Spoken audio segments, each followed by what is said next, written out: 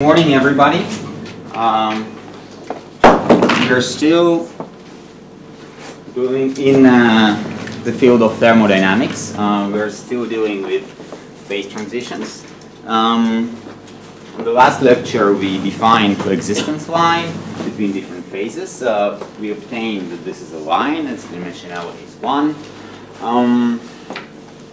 We obtained it by actually combining two equations.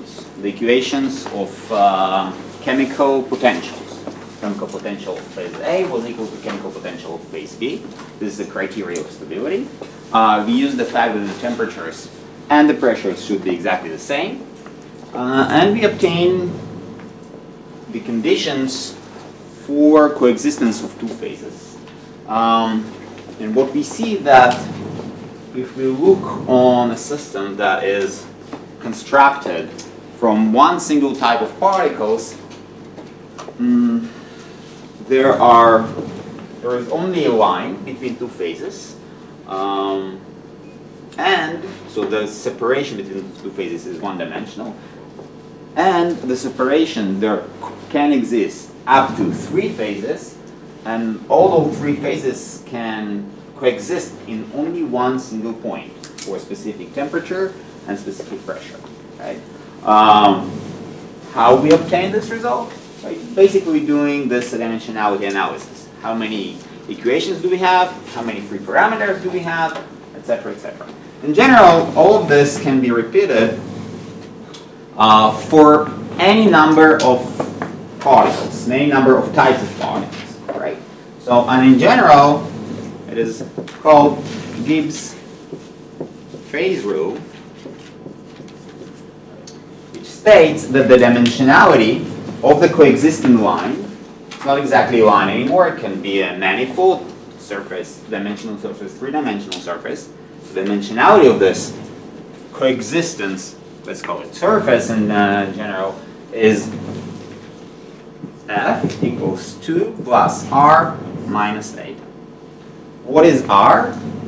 So R is the number of particles. Number of different types of particles.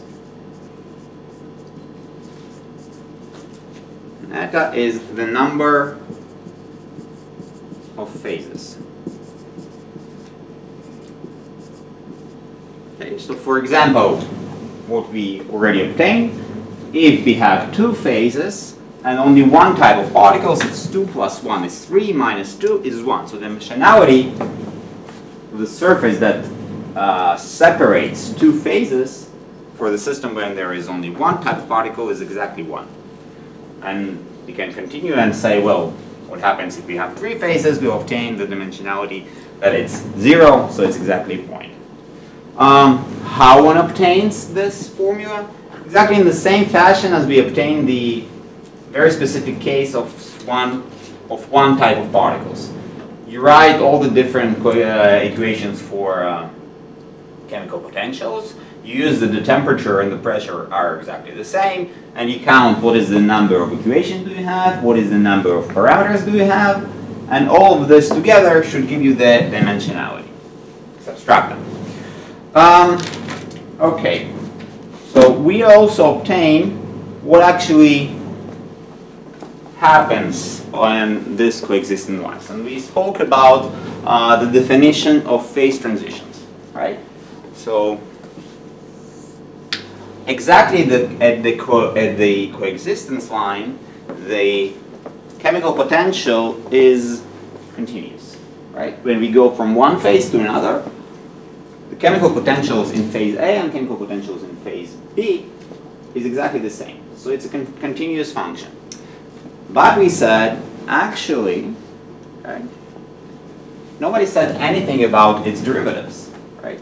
And the derivatives must not be continuous. Well, nobody said if they're continuous, yes or no. So we can define the order of phase transition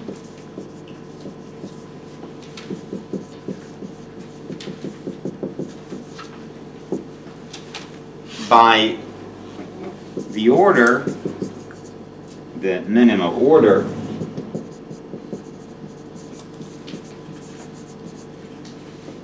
of derivatives of discontinuous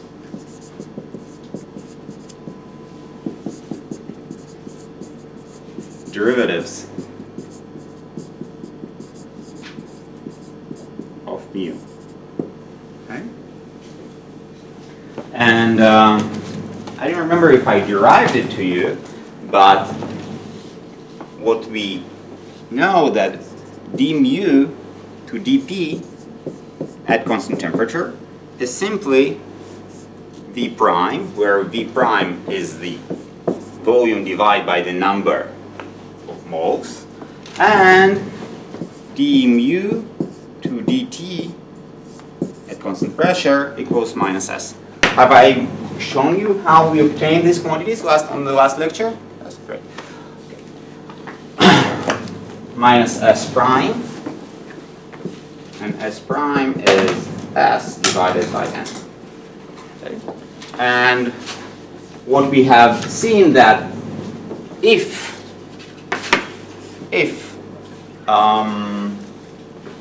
we are looking on the first order phase transition, for the first order phase transition, what we expect is that we obtain a discontinuous behavior of the derivatives, basically stating that v prime, there is going to be a difference between the molar volume or molar entropy between the two phases. To obtain one volume, we cross the coexistence line. We are in the second already. I'm sorry. We're in the second phase, and there the volume is going to be something different. So if we plot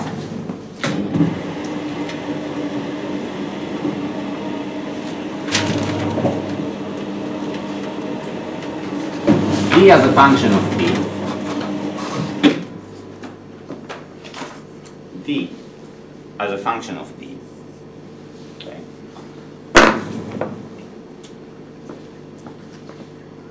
So we should obtain something like this. Okay. This is, let's call it Pc. The critical pressure for which the phase transition occurs. This is the jump that one will observe for the transition. Here we in phase A, here we in phase B. There is a difference of delta V between the volume just before the critical point or below the critical point, it's called V alpha.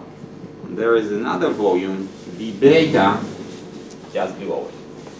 The pressure is exactly the same, because the two phases, or the phenomena that we try to explain, is the phenomena that is stable phenomena. But the transition and what actually happens over here, it's very, very non-stable. Why have I plotted dv to dp smaller than 0? Is it necessary? The answer is yes. So we got it already, I think in the last lecture, that the criteria of stability is that dv to dp should always be less than 0. Okay? It's the criteria that determines that eventually the system will reach equilibrium. What exactly happens over here, we don't know. The system jumps. Okay? Now, I can play and say why I'm not plotting something about, or the behavior of T and V. Okay? The truth is that there are no criteria that connects T and V. Okay? The stability does not require, the stability criteria that we obtain, they do not require any connection or specific connection between the temperature and the volume. So in general, they are not monotonic, and if you measure them for gases, you will see something that looks like this. Okay? this is the connection or the coexistence line.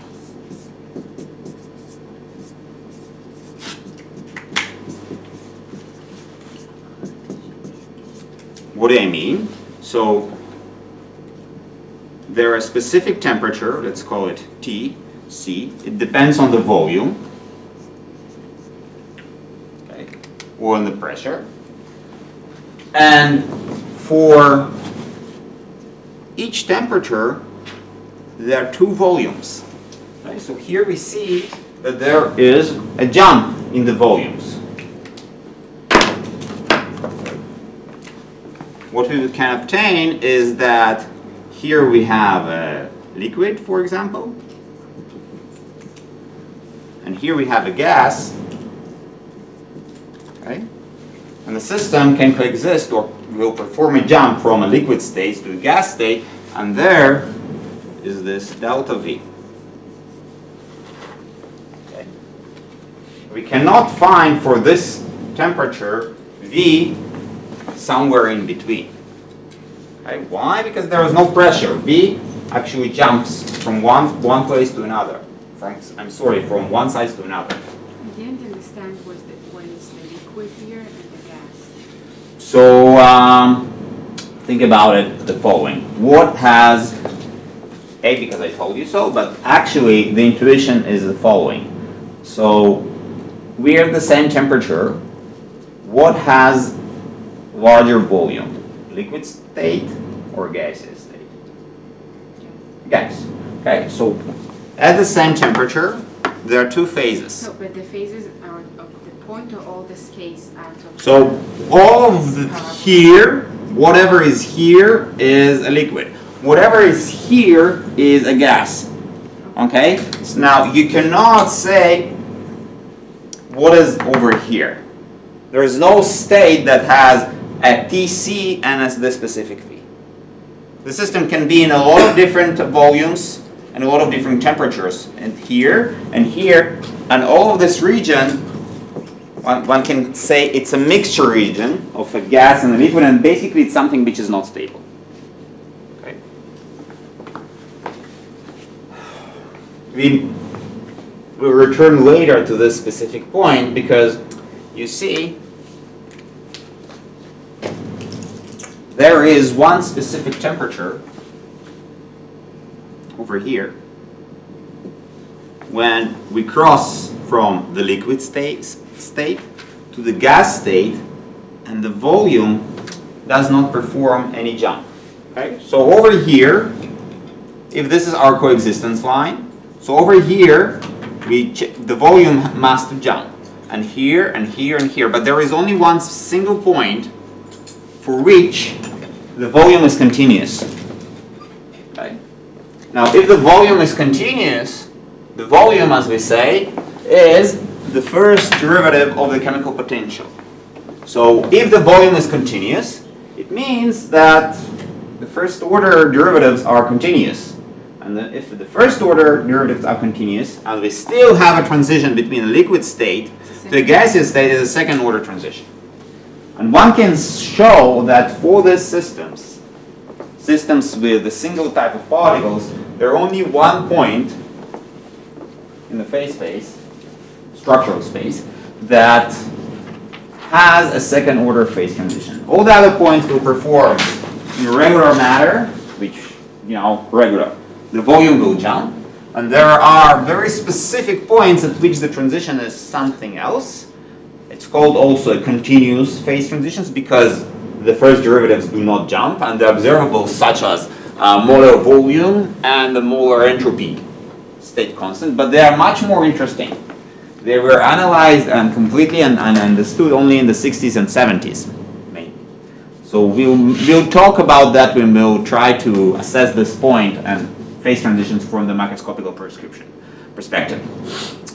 All right. So here is the second order phase transition.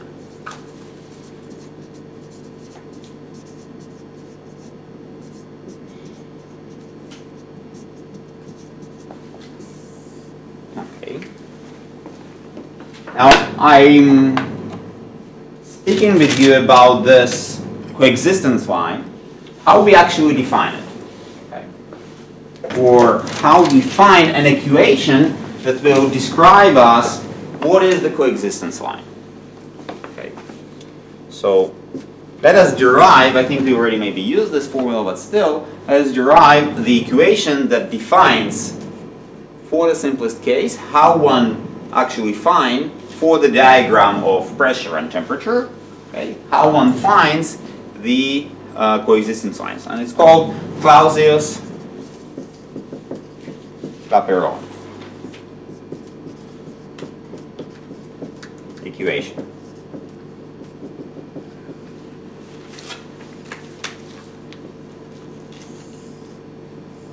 Okay, so if it's B and T,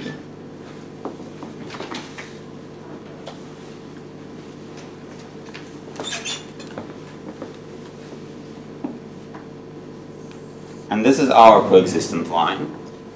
Okay.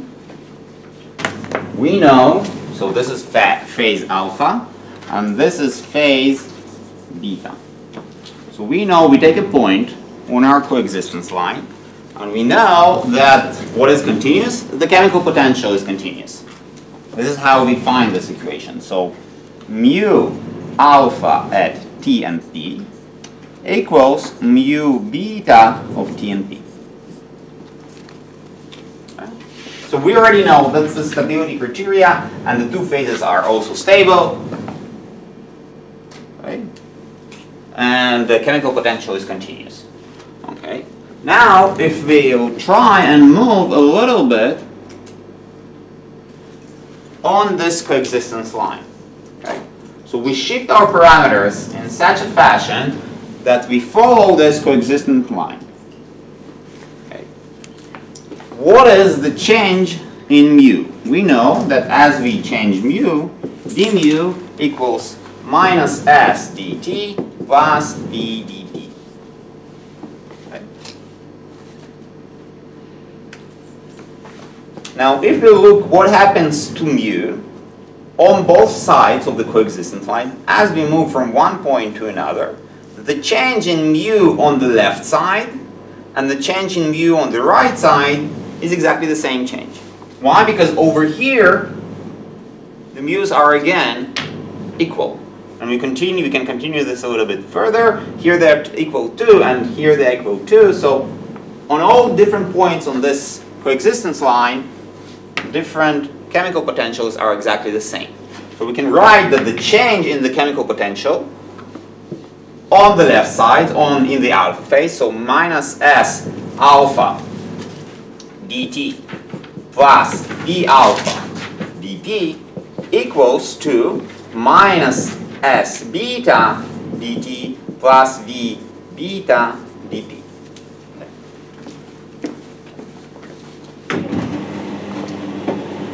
It doesn't matter on what side we are changing our parameters. Just follow the coexistence line, the change, the differentials are exactly the same. Great. So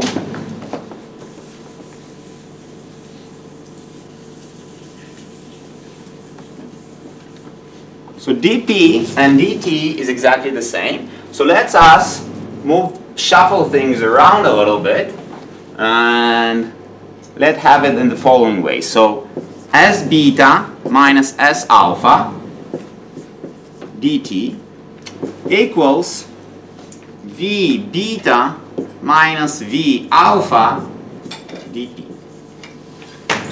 Okay. And out of this equation we obtain that dP to dt for coexistence line equals to S beta minus S alpha divided by V beta minus V alpha. Okay. So this is the Clausius-Clapeyron equation. It defines the coexistence line. For what phase transition? What order of phase transition? Only for the first order of the phase transition. Why? Because it actually is not defined for the second order phase transition. Right? For the second order phase transitions, the volumes are continuous. So what we have here, the denominator is that here this guy diverges for the second order phase transition, and it's not defined at all. So the Clausius-Clapeyron equation is good to find the coexistence line, and you've seen it maybe already in your homework or practical assignments, that one can use it in order, you can use this differential equation to find the coexistence line, but only for the first order phase transitions. It's no good and even ill-defined for all the other orders, because there everything is continuous. Okay.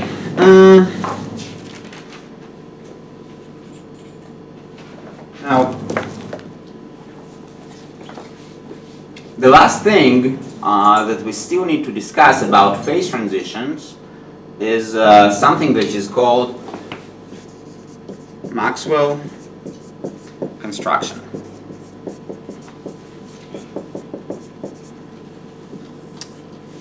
What this Maxwell Construction actually is. So, regularly we have some description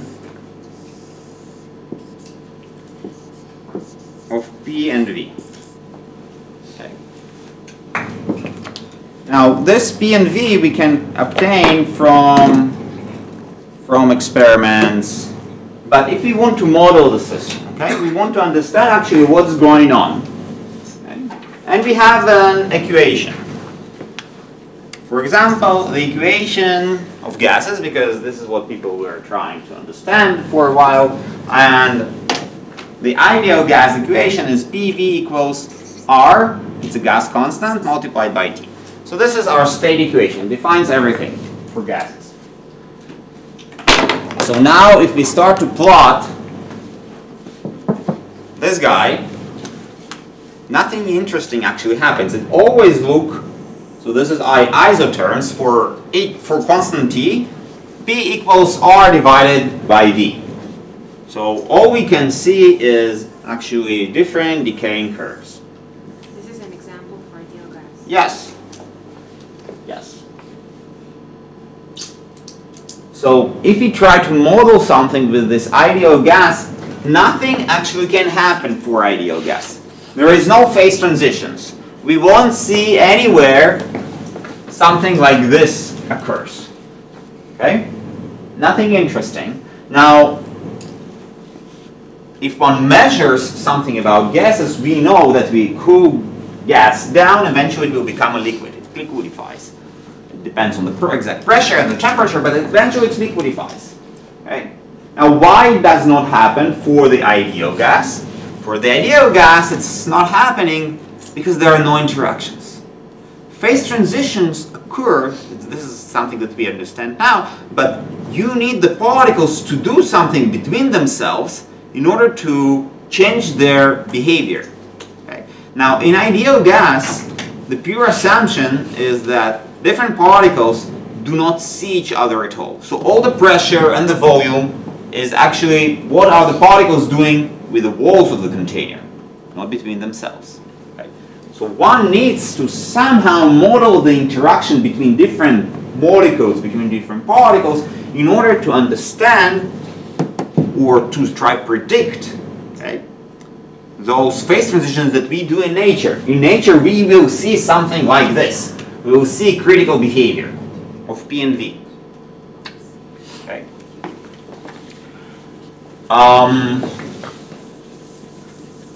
So one model, very good model, that tried and somehow include those interactions was, so this is the ideal gas.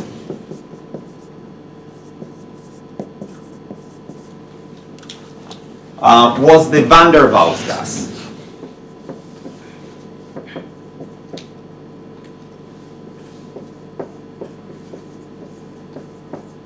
What was the van der Waals gas? So van der Waals, wonderful physicist or chemist, say, well, I need to change, let's take the ideal gas equation. Right? I want eventually to observe and predict something that will have phase transitions. Remember, it's the 19th century. People try to model stuff. People try to understand. They do not know about electrons, okay, and sample interaction. So they say, but there are particles. This is something that they assume. Now, what we are going to change in the gaseous equation. So we have P, we have V, and we have RT. So this is a constant. Let's leave it at a constant. This is a temperature. But what is the volume? So the volume is the volume of the gas. But the gas is constructed from something, and this something, okay, also have a self-volume. So the total volume that is actually interesting and actually changing, it's the volume minus the total volume minus the self-volume of different particles. And the self-volume, let's say it's some constant B. Okay. What happens to the pressure? For the pressure, it's also interesting because the pressure will have to add a little bit. Why? Because if we assume that those particles inside the gas, atoms as we know that they are called, have some sort of interaction. They attract each other, okay? And in some fashion. So we need to account for this attraction in order to increase our pressure. So what we will have here, we will have here some A divided by V squared. And this is a guess. I don't know if he guessed it because actually when we plot it, we'll see here a phase transition, or it was that resemble what happens in nature, or he actually says, well, I know that there are some particles and I need to understand this nature of the particles are some interactions. I don't know what came first. His understanding of the particle nature, probably not, or he needed to show some phase transitions that occurs on the experiment plots. Right? Now if we take this equation and we start to plot it,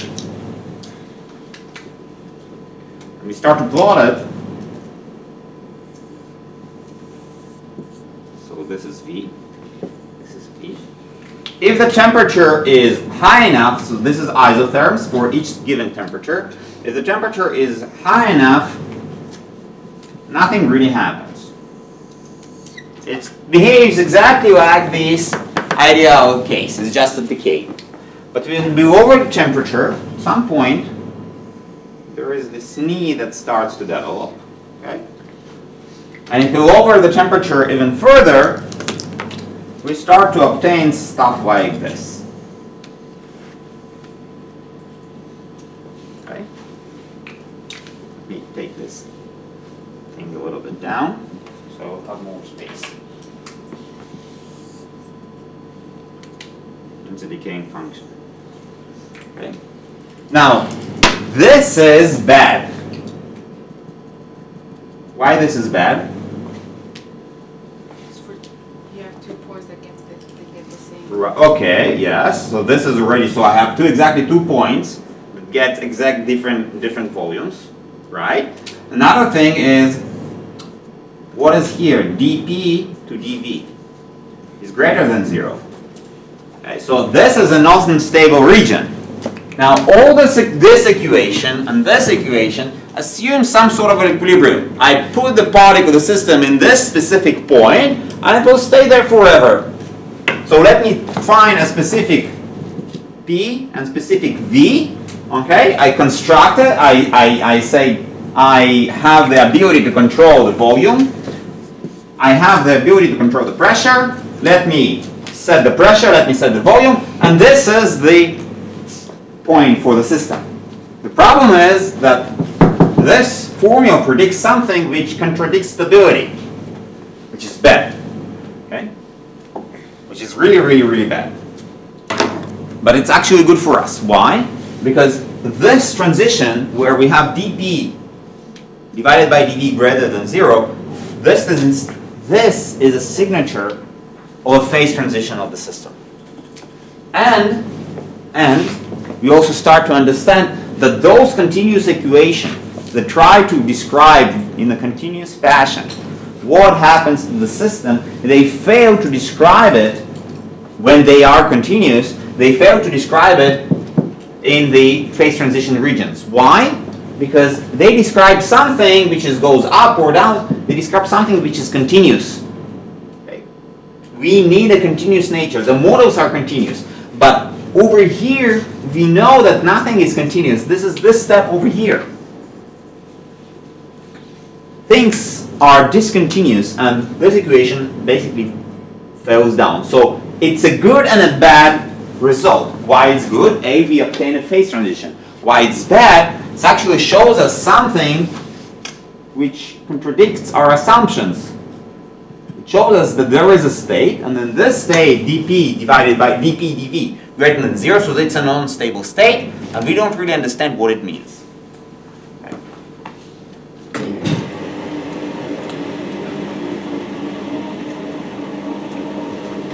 Now, in order to solve this controversy, one can say, well,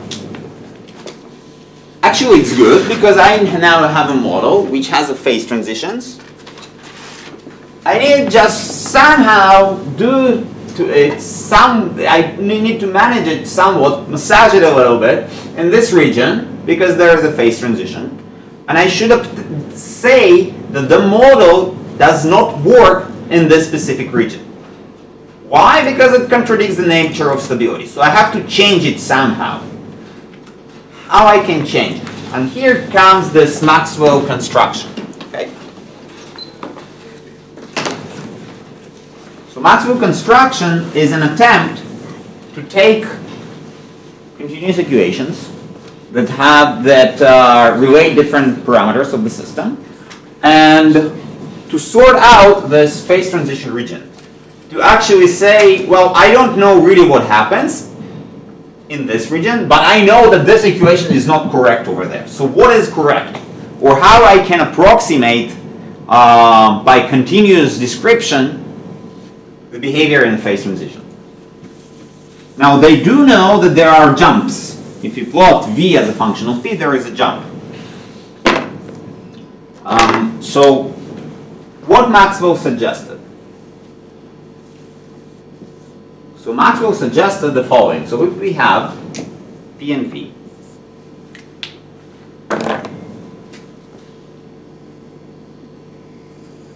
and we look on this isotherm, we should take a specific P, let's call it PC, okay? And instead of this curve, right, replace everything by a straight line.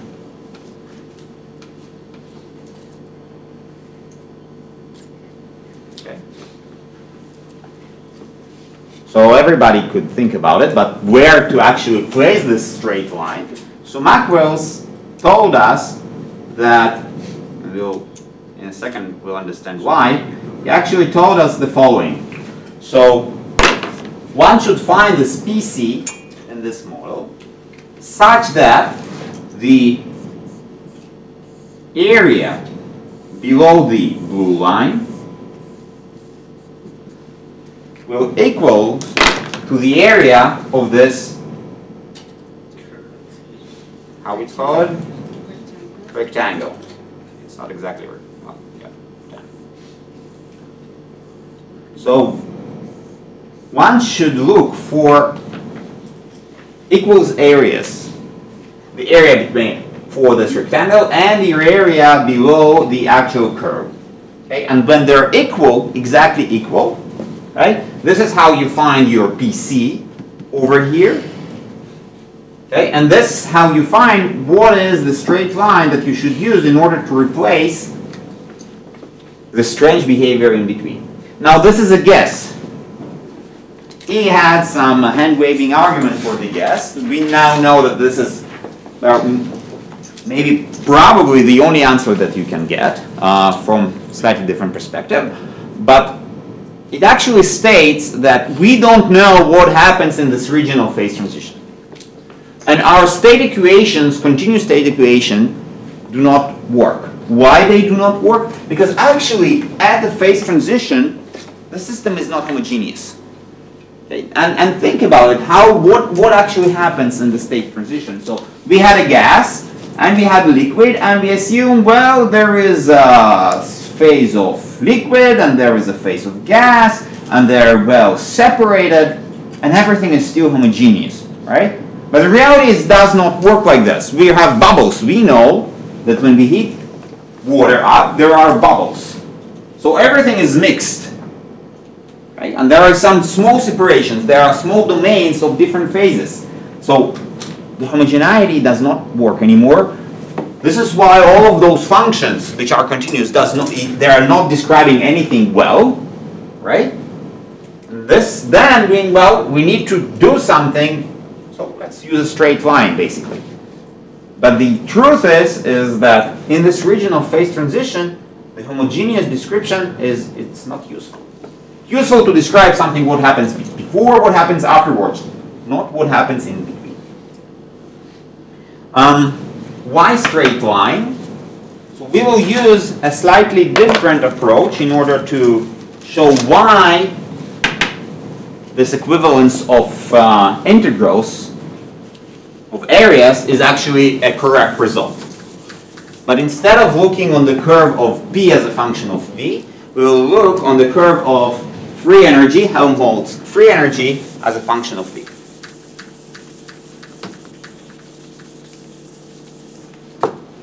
So as we have this line over here, this is what is called Maxwell Construction.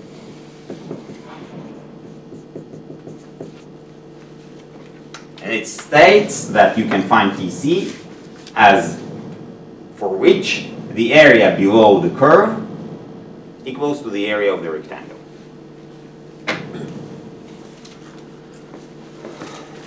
Now we will try to explain why it is correct. So let's look on the free energy A as a function of V.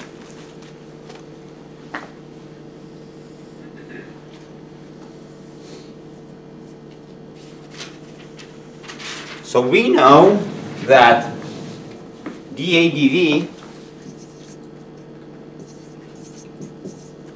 the molar free energy? Yes, it's a molar free energy.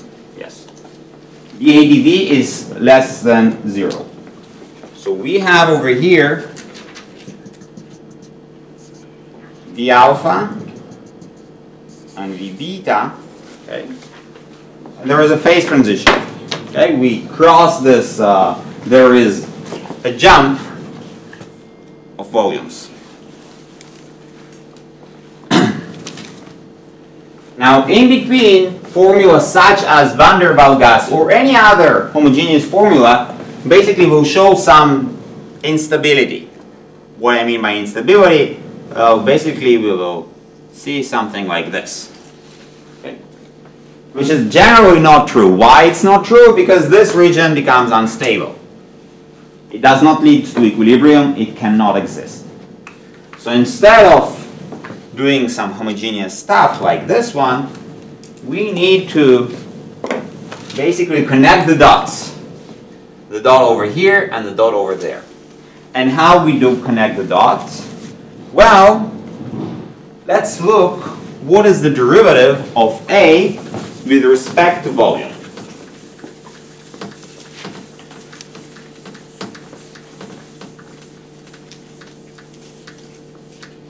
So dA to dV for constant temperature equals to minus P. Okay, how do you remember this? I know that dA equals minus S dt minus P dV plus mu dN. Okay. dV. All the quantities are here are molar quantities, right? Mm-hmm.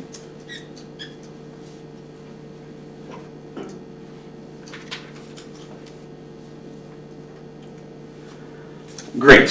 So, what do I know? If dA dV is equals to minus P, I know that at the phase transition, the pressure at this point and the pressure at this point is exactly the same. Okay. This is this stability criteria that I do know. Now, if the pressures are exactly the same, the derivatives dA to dV is exactly the same.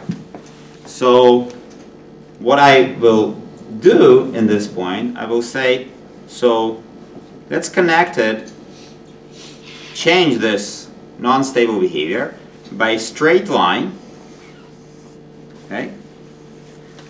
And this straight line, its derivative is constant, right? We know the derivative of a straight line is constant, and it will equals to minus p.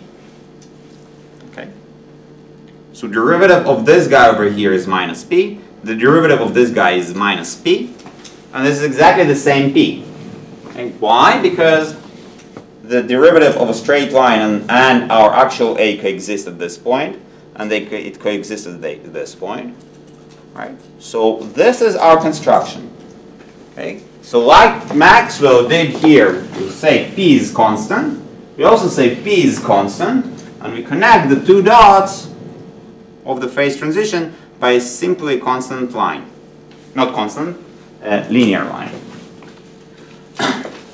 Okay. Now, what is actually the derivative of this straight line over here? What we can say about it, we can compute it, because if this is V alpha, this is V beta,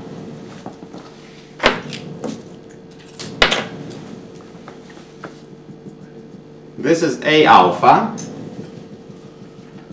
this is A beta. Okay. So I can say that A beta minus A alpha divided by V beta minus V alpha equals to minus P.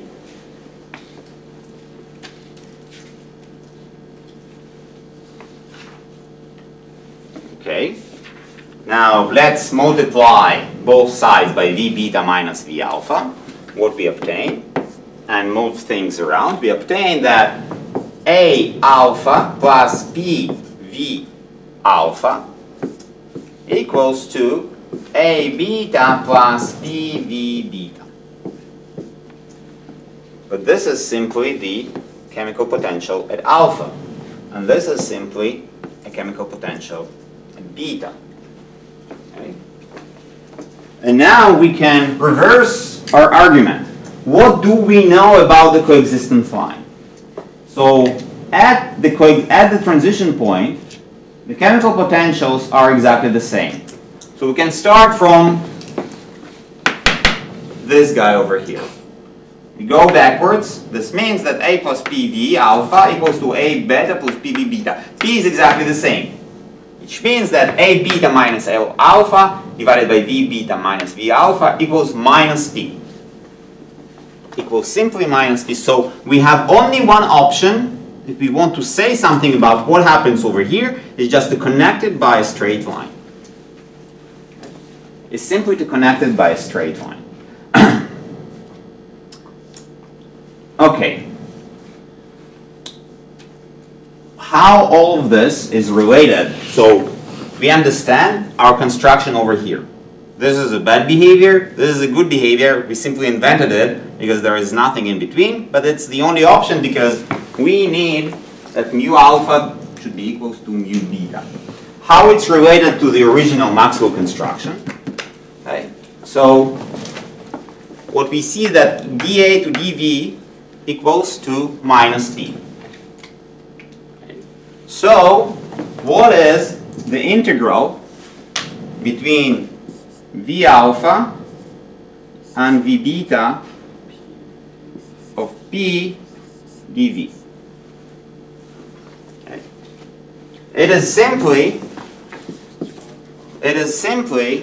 okay, A alpha, right? A beta, I'm sorry, A beta minus A alpha. Okay. This is this guy that we had over here. Okay. Now, what we want to do it, we know that if P is constant, if P of constant, then this. You're missing a minus. I am missing minus. Yes, I'm missing minus. I'm missing minus. So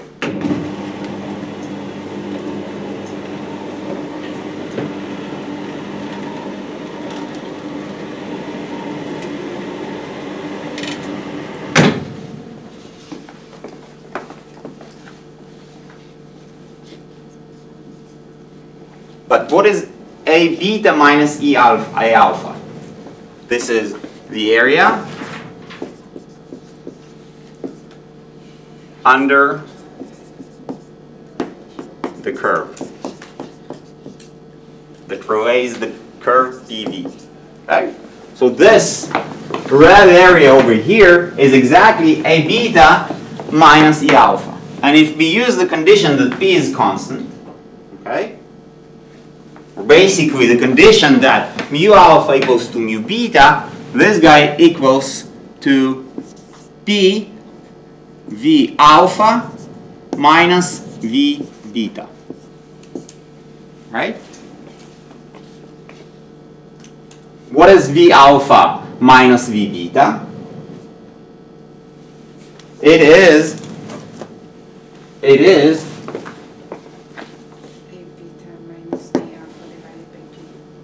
no, it's simply the area under the curve PV.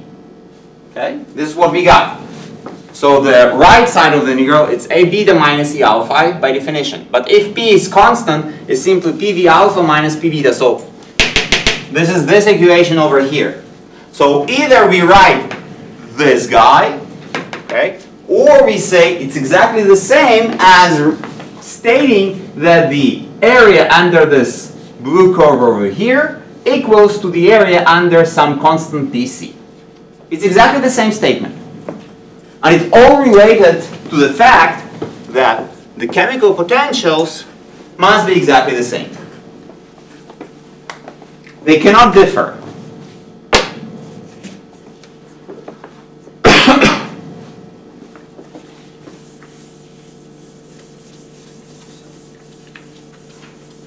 What is this Maxwell construction good for? It is good for us to understand that there is something non-homogeneous over here, and when we show that, okay, we have a PV curve, okay, we have a PV curve, at the phase transition we don't know what happens. We don't know what happens because there is a PC and V alpha and V beta. We don't know what happens in this region. So, and in order to state that the chemical potential, that everything must be stable just below the phase transition and just above the phase transition, and as we approach the phase transition, we must say that here this must be a constant. Is it true? Well, if one insists in using homogeneous description, yes, this is the only option that eventually you've got. But it's not true in the sense that nothing is homogeneous here.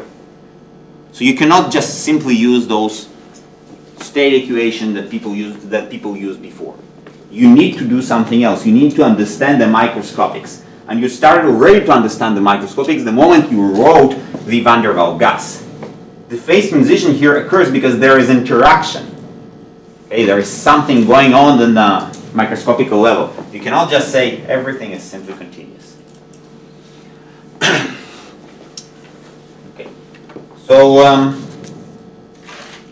at this point, anyone has any questions about the thermodynamics?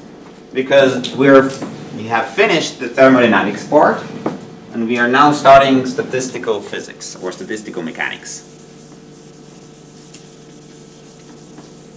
This gaseous thermodynamics was the highlights, or the great science of the 19th century, but it already started to lead to places that people needed more information about what's going on inside.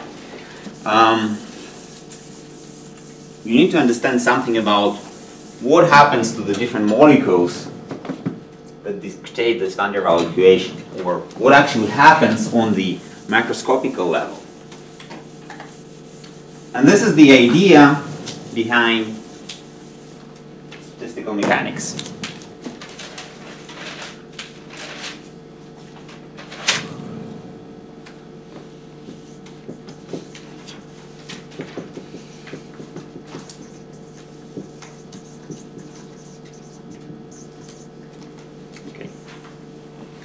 So, the one great thing about thermodynamics, there's a lot of great things. The one great thing about thermodynamics is that it changed the prescription. Instead of doing something and trying to understand what's happening to each single particle, okay, and we have great number of particles, it states, well, there are several small number of parameters that dictates states that are stable with respect to time. They are not changing. These are called equilibrium states, and there are several parameters like pressure, temperature, number of moles of particles. Those are the parameters that you can play with, and they dictate you the state. You do not need to understand what's going on with all the different other, or which are single particle. You do know to understand something because we see that at the area where phase transitions become important, those interactions of single particles become important, and your homogenized description fails. And B, well, there's something going on inside. And we do know that there's a lot of particles. So are we doomed to stay on the global level, or can we have this prescription of description of molecular behavior, but not all the different particles, because it's like a nightmare to try and to describe what happens to each one single particle. Can one do something which is on one side much more microscopical than thermodynamics, but on the other side successful in the sense that you do not need to obtain the knowledge of all the different particles that are inside? Statistical mechanics starts from the point that, well, let's look on the microscopics, let's look on all the particles, and try to understand what are the different states of the system. And maybe, if we can, like thermodynamics, can accumulate some knowledge about the different states, and somehow to describe them in a general fashion, we can say something informative about the system. We know that we are doomed. We know that we do not want to describe each and different position of different particles, their velocities, and what they are doing at each different point of time. But maybe we somehow can assess this knowledge in a general fashion in order to predict interesting stuff, like those phase transitions when there are interactions between particles. So statistical mechanics starts from the point that there are different states. For any given system,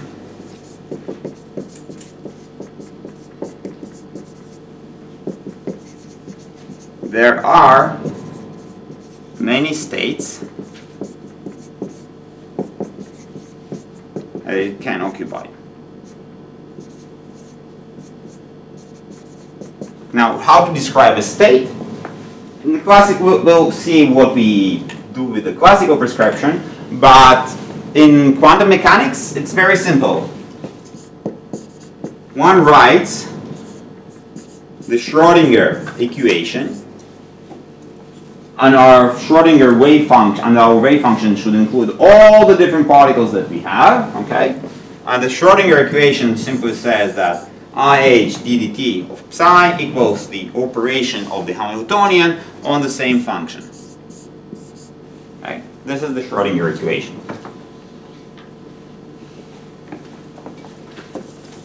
And for this Hamiltonian operator, there are eigenfunctions and eigenvalues. So we know that the stationary Schrodinger equation works like h that is operating on psi nu equals e nu multiplied by psi. Those are our eigenfunctions. Those are our eigenvalues. And each eigenfunction is a state. Yes? Why am I writing the Schrodinger equation if you're looking at the classical mechanics and not quantum So in mechanics? general, every system at its basis is quantum, right? We can go to deep down. So if I want to describe the different positions of this marker, I can write Schrodinger equation for all the particles that are inside. Okay? I'm doomed because I would never solve it, but in theory I can write it down, right? And there are eigenstates, eigenvalues, eigenfunctions, and eigenvalues, and there's different states for this marker. So, in a sense, quantum mechanics already have this notion of states. What is a state? It's a specific wave function, okay? Which is given to us by the stationary equation. It's very simple in quantum mechanics. You have different states. What are the states? The eigenstates of the Hamiltonian operator. Of course, it's some nonsense because nobody can do anything quantum mechanically with a marker or any macroscopical object. Okay? But you can say something, well, there are states. In classical physics,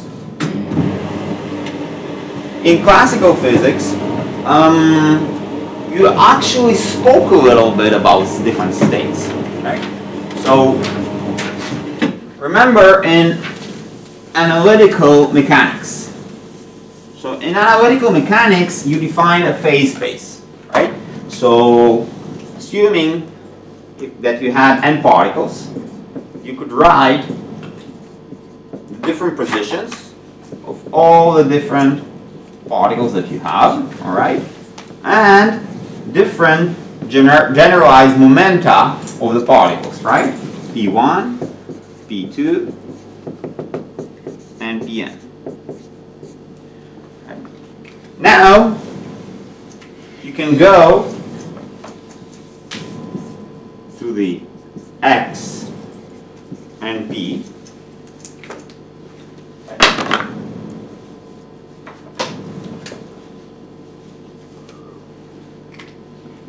And write down all the possible trajectories in this phase space. Okay, so for example, for a pendulum, right, this phase space with the different possible trajectories, they look like this.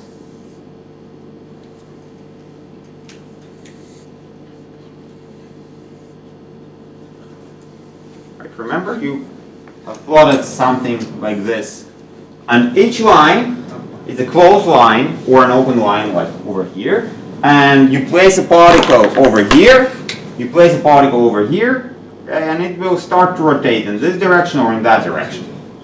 Okay. So each line describes all the different positions of the particles and the different momenta of the particles. Okay, so this is a very simple example of phase space and the trajectories in the phase space in the classical system. So even here I can say, well, actually, I cannot have different eigenfunctions and eigenvalues, but I can go over here and say, look, this small region in the phase space, or almost a point in the phase space, is my state. Okay? So I can go into a phase space and define different states of the system. And I can say, well, I'm starting from this state, how I'm going to change as a function of time? Well, I just follow the flow which is given by the Newton equations. So how this point is going to change, we must write F equals ma for a classical system, right? Or the Hamiltonian equations or the Lagrangian equation, doesn't really matter. They're the same for us, and I will see how the system evolves, how this point actually goes from one state to another, to another, to another, to another. So I can follow different states of the system as I follow the system. The same goes for the quantum mechanical system. I assume that it's actually jumping between all the different eigenstates, or there is a superposition of different eigenstates for the system.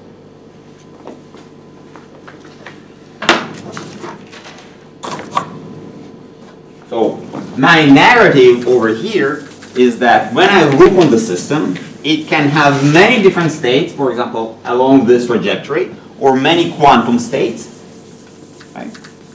And when I measure it, right? When I measure it, the system changes. When I'm looking at it, it changes from one state to another state to another state. Okay? So if I had this some configurational space of mine, where each different rectangle is a state of the system, so the system will have a trajectory. I measured its position over here. It jumped over here. I measured it. It jumped over here. I measured it. It jumped over here, etc., etc. Okay. What are those different positions? Well, it can be in classical states the different positions in the phase space of this harmonic oscillator. In quantum states, it can be because I'm measuring, so I'm somehow a little bit affecting on the system. Then it must go from one eigenstate to another eigenstate. Okay. So the system is changing its different states as a function of time.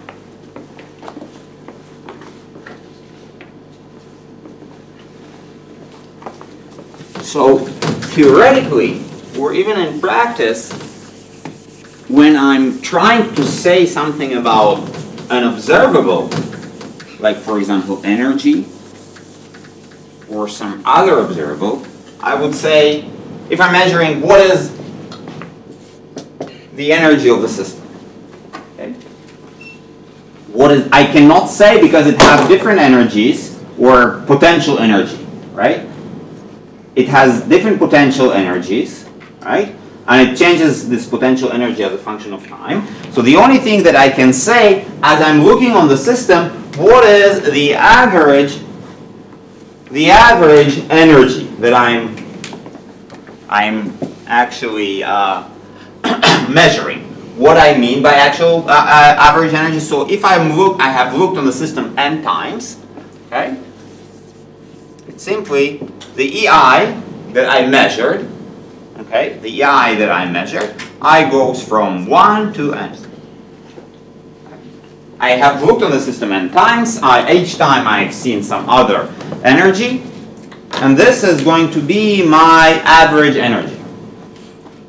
For sure, even here, or in the quantum system, I will have different EIs as a function of time, and eventually it will average out to some specific value. Okay? But I will say that I can perform this averaging in a slightly different fashion. I can state that, so this summation over here, let's do it in some other form. So I know that there are discrete spectrum, or specific values that the energy can obtain. So instead of performing such a sum, I will say E average is equals to the number mu as all possible states. Here I would have 1 over n, number of times state mu was visited, okay, multiplied by E nu. I can do the following summation, right? I'm not simply summing up or all different energies that I see. The only thing that I care, how many times I visited each particular state. Where's the 1 over n inside of the sum? Have I done something bad? But it's just the question is not is why it's here. So it is here because this guy. Okay, it's like the weight of this energy. Yes, is the probability of this state. Okay. Now, since I'm starting from this description, the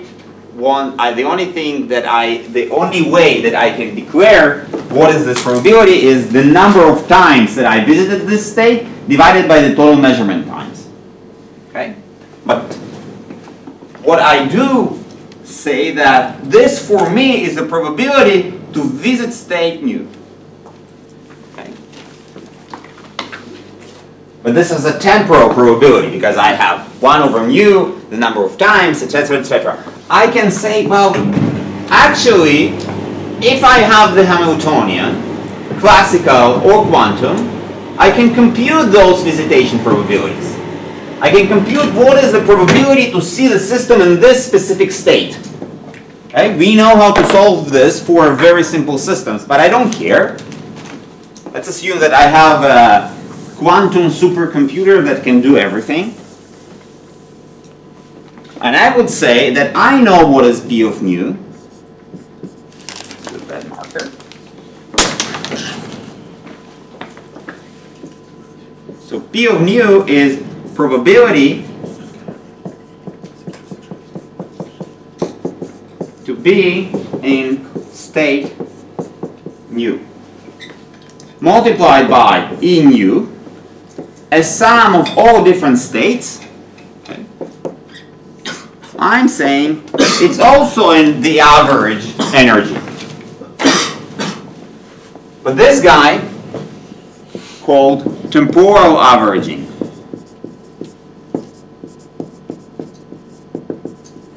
Why temporal averaging? Because I average over all different times or observations that I have performed. I need to do an experiment or I need to do a simulation in order to say something about temporal averaging. This is something that I get from experiment. This guy I can compute. Okay? I'm looking on this statistical property and I say I can have the Hamiltonian. I will obtain from the Hamiltonian the eigenvalues, and I can also obtain from the Hamiltonian and the Schrodinger Equation, I can obtain the different probabilities to be in different states. Right? And in statistical physics, there is something which is called the ergodic assumption.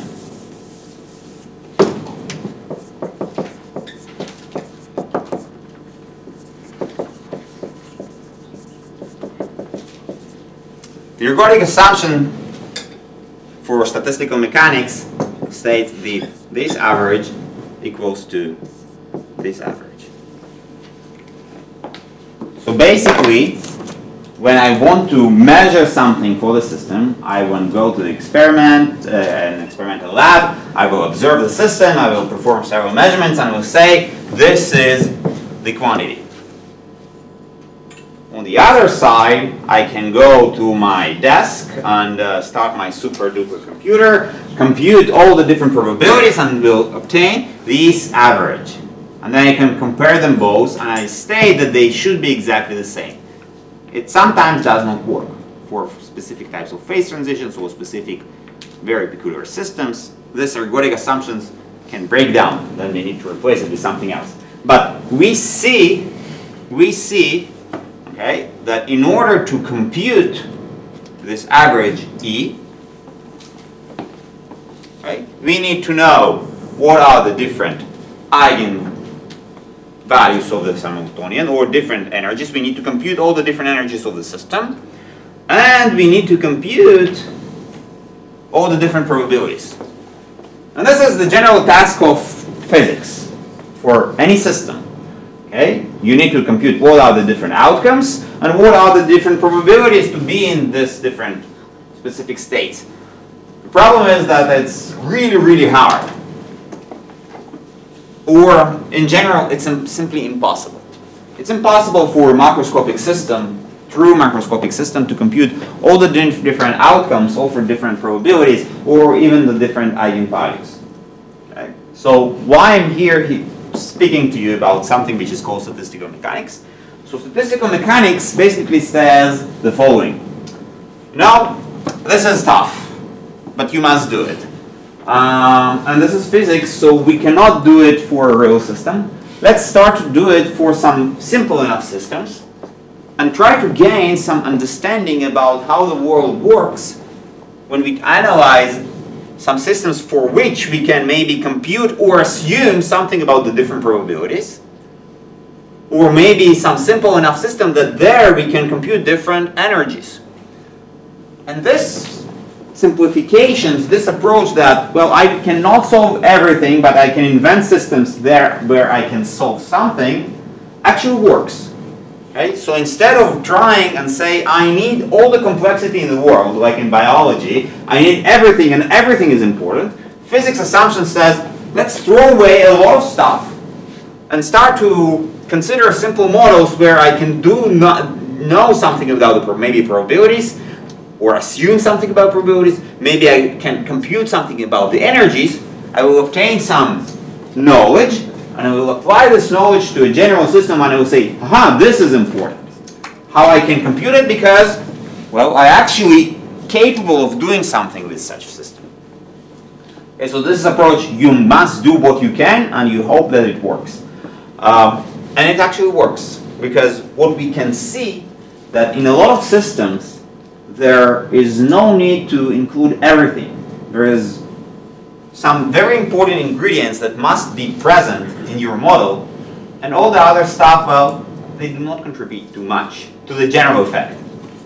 Because we are not engineers, we are physicists trying to understand the general property, not some very specific, peculiar identity.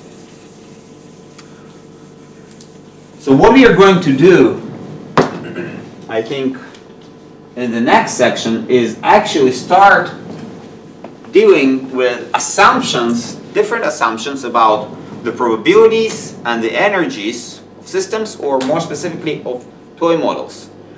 We will try to understand of how we can assume something about different probabilities, how we maybe can compute some different energies or obtain them very simply, and what it actually means. Okay? What it means that we assume that this is that probability, and what is the outcome. So how our assumptions about different probabilities change the possible behaviors of the system. So where we are going now is we're going to separate into three different classes of systems for which we will have different assumptions about the probabilities. Those are called ensembles. So we are assuming something about how the different particles occupy different states, or in general how a system occupies different states. Now, the most simple assumption is that all states are equally probable. Okay? I can start from this minimal model where I would say all different states are equally probable. What I can learn about such systems and what are the different ways to actually deal with it. You already seen it, maybe last year, and this simple assumption, it's called micro-canonical ensemble. Okay. So for micro-canonical ensemble, all different states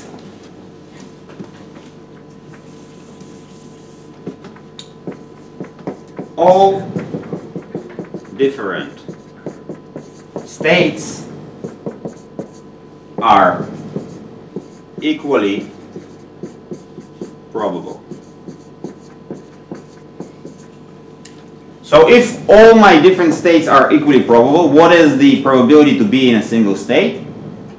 It's 1 over the number of states. Okay?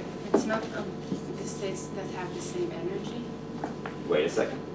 This is additional ensemble about something which is micro-canonical ensemble. All different states have exactly the same probability, and this probability, P nu equals 1 over omega, and omega number of states.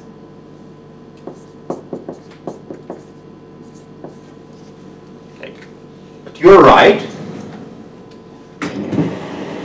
You're right. I need to say something else for this micro-canonical ensemble, because even this guy is a little bit too complicated. Okay. So what additional assumptions I use for micro-canonical ensemble? The additional assumption is that all different states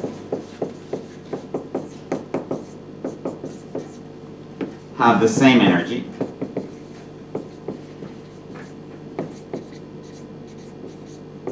Which basically means the energy of the system is constant. Okay. What else is constant for the micro-canonical ensemble? Number of particles. Sorry? Number of particles. Number of particles.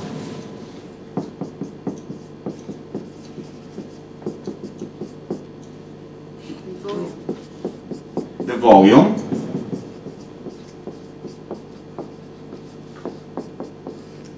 Something else? I think it's enough. Okay. So this is micro-canonical ensemble. I assume that all different states are equally probable. So I know something about the different states.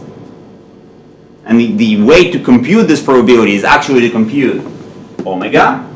I assume that the energy is constant. This is the equal probability of different states. I do not want my system to change the number of particles. It's a constant number of particles. And I don't want the volume of my system to change. And it's connected to the number of particles.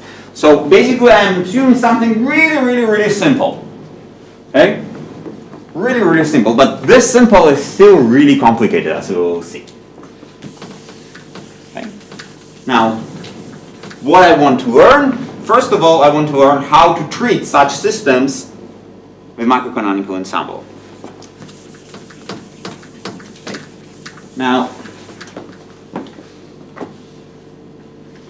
in thermodynamics, the way to do stuff was, let's try to do everything very general. We have general properties. The second law of thermodynamics. There is a general something that's called entropy, and it's a monotonic function of the energy.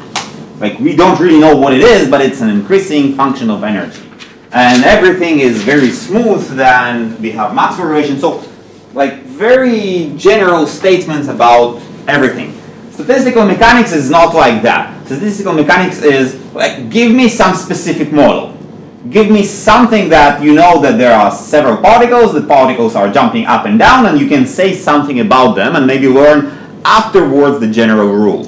Okay? So, how we learn statistical mechanics, we learn it by examples.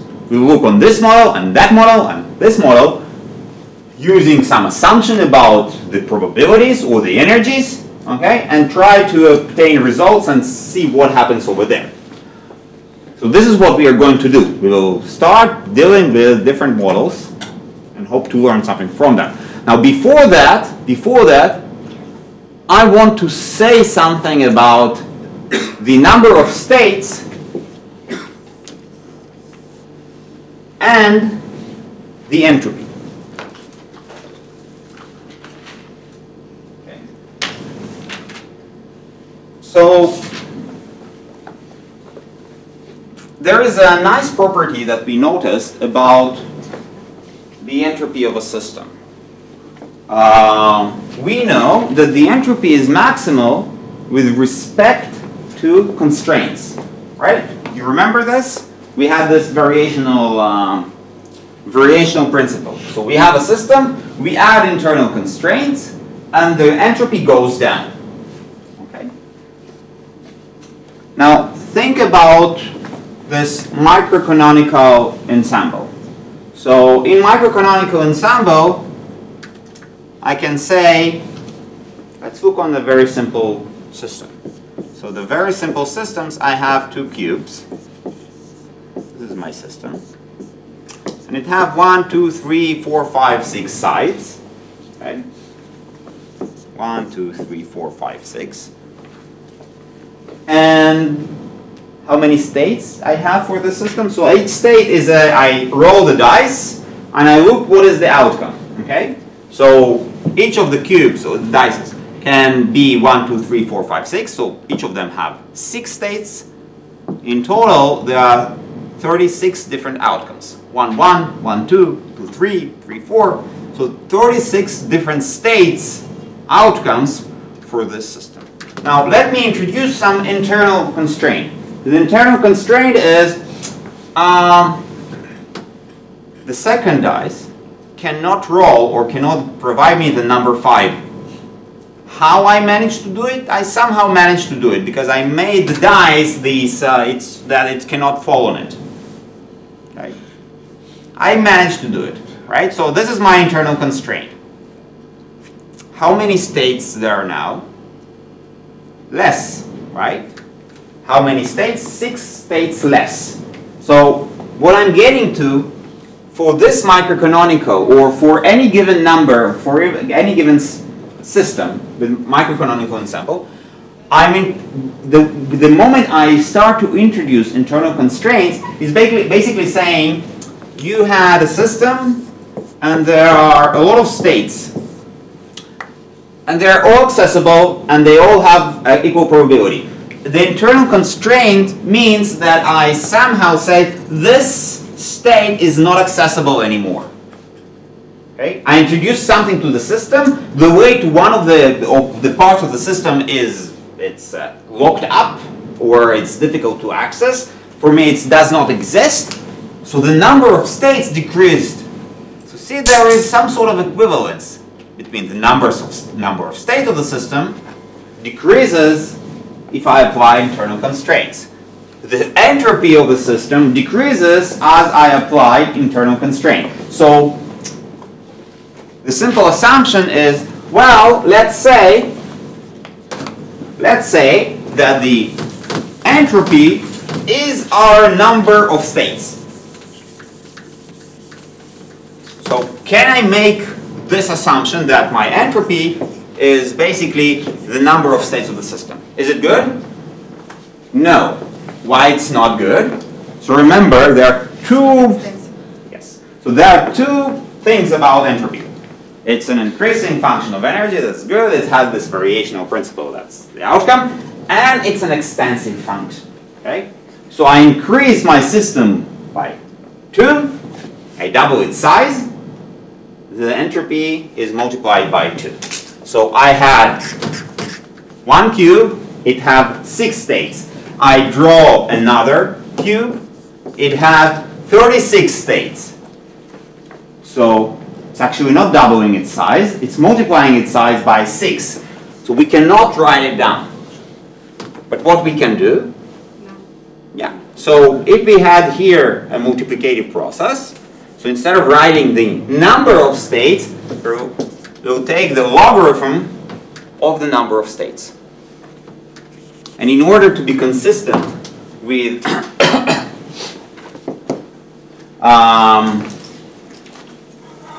with the numerical values of S, one can put here the K-Boltzmann, the Boltzmann constant. And here we have our definition for the entropy and the number of states of the system for the microcanonical ensemble. Right? The argument was, look on the variational principle, look for something that behaves in a similar fashion as the entropy, and make an association between those two. Okay? We will later on find a way how to define generally the entropy. But for now on, this is our entropy for the microcanonical ensemble. Okay, so what is this good for? This is good for if we compute the number of states, we can know the entropy of the system, and if we know the entropy of the system, we know everything about the system.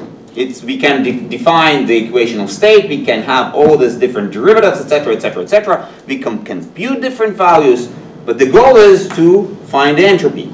Now it should be the entropy of the system, not as a function of the number of states, but as a function of the energy. There is a relation between the energy of the system and the entropy of the system. So our goal for the different microcanonical ensembles that we're going to try and solve is to compute the number of states as the function of the energy of the system.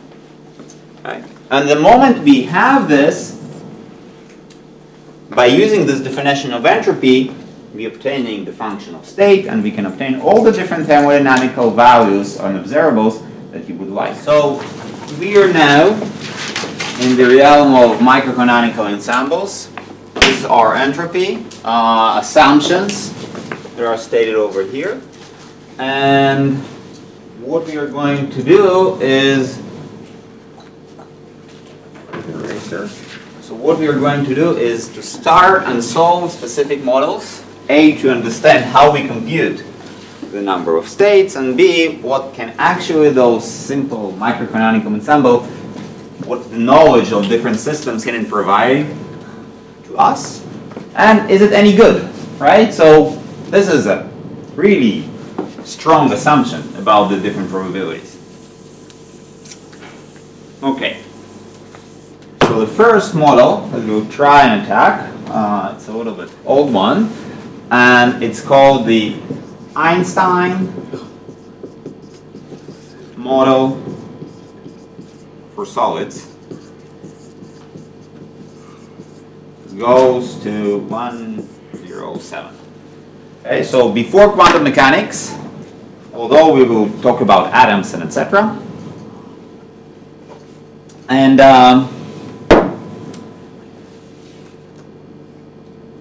well, actually Einstein did a lot of stuff, and even here in statistical mechanics, not only theory of relativity.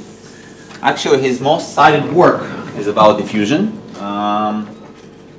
Interesting enough, and not relativity, but nevertheless, in this model, the main question is, well, if we have a solid, okay, what is the description, or the proper statistical description of a solid? We definitely cannot write gaseous state function for a solid, right? It's definitely not correct. So how one can start from some microscopical properties, okay, and obtain something useful like the equation of state for a solid. Now, in this perspective, what is a solid? So we have a lattice, for example, three-dimensional lattice.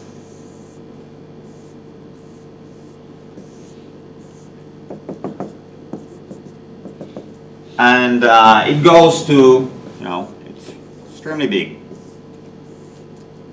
And on each vertex of this lattice, there sits a particle. We can maybe now call it an atom, but there is a particle.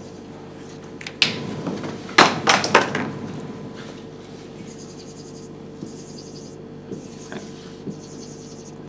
So this is the perspective of what is the structure of a solid for us.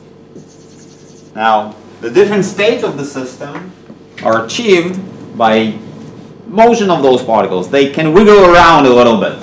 Okay? We do know that they interact with each other. We do know that they are maybe not a particle, but there is something else. There is a full molecule or some structure, etc., etc. That this is much more complicated than that, just a single particle. We do know that they sometimes tend to move together, affect each other.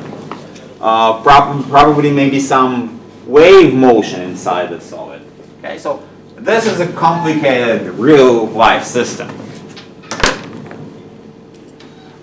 What does the physicist do when he sees a complicated system or a complicated something? So the first assumption is maybe it's a harmonic spring. Okay? So there are a very low number of systems that we can actually solve. And most of them we usually approximate by some, there is a harmonic behavior somewhere inside. It usually works. For a lot of systems it works. And also here, so what Einstein said, I have a lot of particles over here. Now each of those particles is just simply attached to a spring, okay, or three springs, and the springs sit on this constant vertices, okay. So each particle can be described as a particle in a harmonic potential for each degree of freedom. So there is a harmonic potential for the x direction, there is a harmonic potential for the y direction, there is harmonic potential for the z direction, okay. And they're all not affecting each other. It's in some sense like a gas, but of harmonic oscillators. There's a lot of harmonic oscillators. They all have the same internal frequency, okay? And they do not affect each other. Right? This is why I call it a guess. There is no interaction between different particles. So the Einstein assumption was, since I know only to deal with free particles and particles in harmonic potentials, and I cannot solve a three-body interaction, maybe two, okay? I will try and assume that there is a bunch of different harmonic potentials sitting over here, okay? And I will treat each of those different particles separately, okay? The total energy of the system, okay, is the energy of all different harmonic potentials. So each particle represents 3 harmonic potentials. There are 3 degrees of freedom. And there is in total 3 by n number of degrees of freedom. Yes? How can you assume that they don't affect each other at all? I mean, they are all connected with these strings. Yes. So the answer is you solve what you can. Okay? No, but this is the true answer. This is a fantastic point. This is the reason why this model will fail for low temperatures. So what we will see that for high enough temperatures, it predicts behavior that can be observed in nature when the particles, violently vibrate and they don't care about each other. But at some point, some temperatures, their motions become coordinated and they somehow connected, and you have to actually take into account all those different connections. So the answer is you try with an assumption, you follow it, and then you decide what is actually the result. And according to the result, you need to understand what's going on. Now remember, nowadays you know exactly what is the different interactions. Back in 1907, it's not exactly clear. So what is the structure? It's in the time of Rutherford experiments. It's only now it becomes clear what is the structure, etc., etc., etc. We know everything. They don't know nothing, so they assume something. And they get a result, and with respect to if this result is reasonable or not, is it shows something that we can test an experiment, you can say, well, my understanding is correct or not.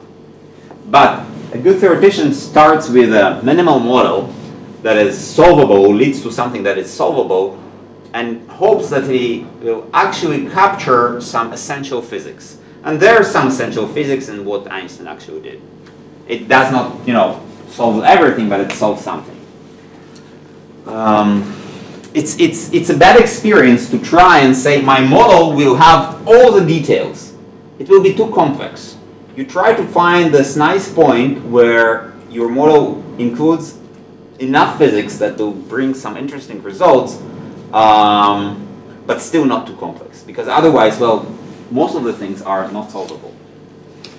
And when I say solvable, it's basically something that we can solve on the board. Or at least in the computer. Alright, so n is the number of particles. In total, we have 3n degrees of freedom.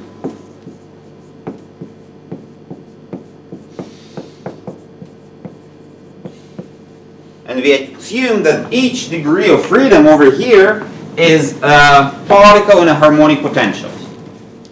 So now if we look on this particle in a harmonic potential and we say, well, quantum mechanically, what is the Hamiltonian for a particle in a harmonic potential? So the Hamiltonian is h simply p divided by 2m plus 1/2 m 0 squared right, or x squared. Okay? Don't worry, we're not going to solve this problem on board. I assume that you have seen it or you will see this the derivation of this problem in quantum mechanics. The only thing that we are interested in are the different energies. Okay? Different energies for this problem.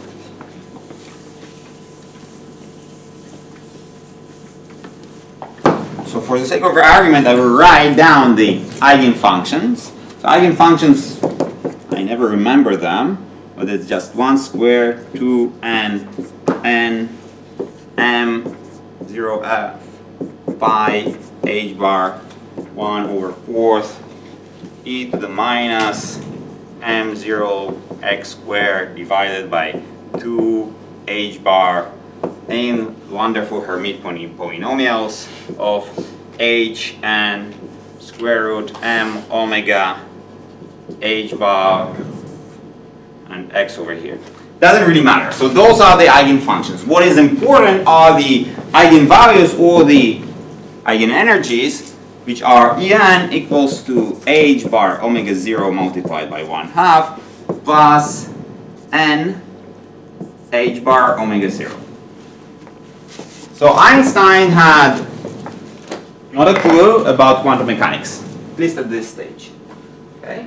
But there are those Planck experiments that says that particles or solids, they can obtain, there is this quantums of energies, right? So quantums of energies for light and quantums of energies that are absorbed by by matter. So he goes and says the following. First of all, he have not a clue about this term, and he says, well, look, if this is the full solution of the quantum mechanical harmonic oscillator, what Einstein did is to say, for my model, each particle over here can have an h bar omega 0. It can obtain only quantas of energies. Okay. This is, a leap of faith. He knows that there is this quantized energy by the experiments of Planck, and he assumes that each particle here can absorb only, or can have only discrete values of energy, discrete quantas. Does not know about the solution at all, but this is why it works. Okay. Why we can forget about h bars omega 0 multiplied by 1/2? Because, well, it only dictates what is the base energy, and we can start with the base energy that actually is h bar omega 0 by my half. We don't care about this term at all. So in the Einstein model as we see it, so n is the number of particles. There are 3n degrees of freedom, and each degree of freedom can have different energies. So n plus half. N plus 1/2. This is 1/2 over here. Right. So, and you wrote that. No. So this is right, and I'm going to use this formula. Okay, because what is 1/2? It's just a constant. I can always take away the constant. That's it. You're right, it's n plus 1/2, but I'm going to use this formula.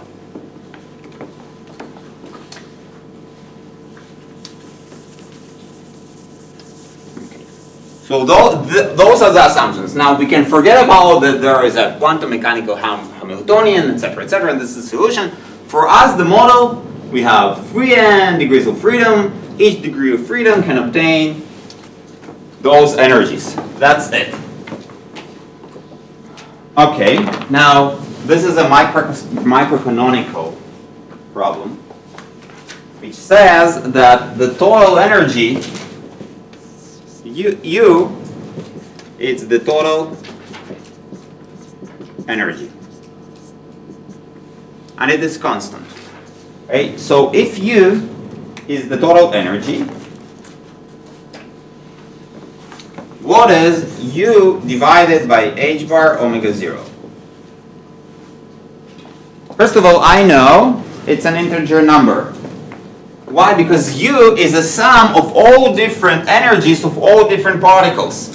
Now each particle or each degree of freedom can obtain n multiplied by h bar 0. So En divided by h bar 0 is simply an integer. So I add up all of different integers, and I obtain that U divided by h bar 0 is how the energy, the total energy U, is basically separated into different degrees of freedom. Each degree of freedom will obtain an integer number between 0 and infinity, and if I will sum up all of those different numbers, I will obtain that it's U divided by h bar omega 0. Now, this is also dictates what are the different states of the system.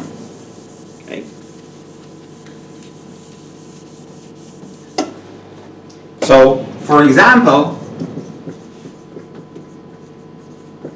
if u divided by h bar omega 0 equals 3, and I only have one single particle, so I can start to say, well, there are 3 degrees of freedom. What are the possible states? The possible states that I have in the x direction, okay? In the x direction, I have energy 3 h bar omega 0. In y direction, I will have 0. And in z direction, I will have also 0. So this is one single state. Another state will be, well, in x direction, I have 2 h bar omega 0. In y direction, I will have h bar omega 0. And in z direction, I will have 0. So you get the point. Different state is a different representation of degrees of freedom and how much energy each degree of freedom has. Okay? So how I can count all different states, because remember, I need to go where? I need to obtain the total number of states. Because the moment I know the total number of states, I can write down the entropy and I know everything. How I count the total number of states? I count the number of ways that this guy, u divided by h bar omega 0, can be separated into different single degrees of freedom. Okay, so here, for example, I need to push 3 into 3 different boxes. Think about it. I have 3 balls, and I need to put them into 3 different boxes.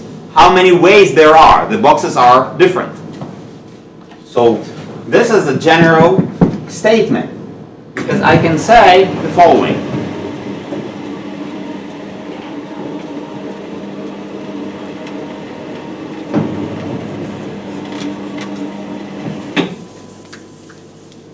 U divided by h bar omega 0, number of balls I have. 3n number of boxes I have. What is the how many ways there are to put u h bar omega 0 boxes in balls into 3n boxes? So how one solve this combinatorial problem? One can say the following. I have balls, right, and I have a lot of them over here, and my boxes, actually I can draw them by plotting 3n minus 1 different lines over here.